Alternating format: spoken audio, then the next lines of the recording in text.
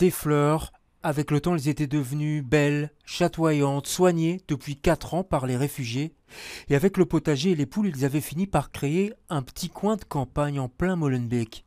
Mais aujourd'hui, la fin de cette occupation temporaire se profile. Ce sera à la rentrée. Plus de 300 personnes à évacuer.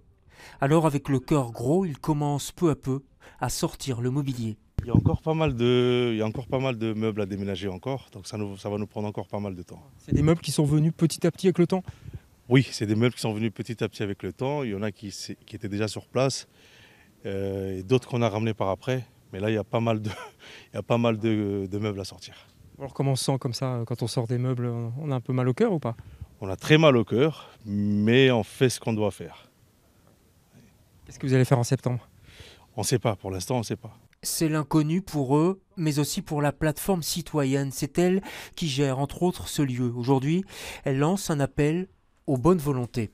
D'abord, on fait appel aux éventuels propriétaires, privés ou publics, qui auraient des bâtiments de ce type-ci, qui seraient en attente d'un permis ou avec des chantiers qui devraient commencer, qui pourraient être mis à disposition. L'expérience de la Casa Tamam ou d'autres bâtiments montre que la plateforme citoyenne peut les adapter et gérer ces bâtiments le temps que les permis soient obtenus ou que les travaux commencent. Et ensuite, évidemment, on fait un appel surtout aux partis qui aujourd'hui se trouvent autour de la table et qui négocient pour qu'un gouvernement bruxellois puisse voir rapidement le jour, nous permettre de débloquer toute une série de situations.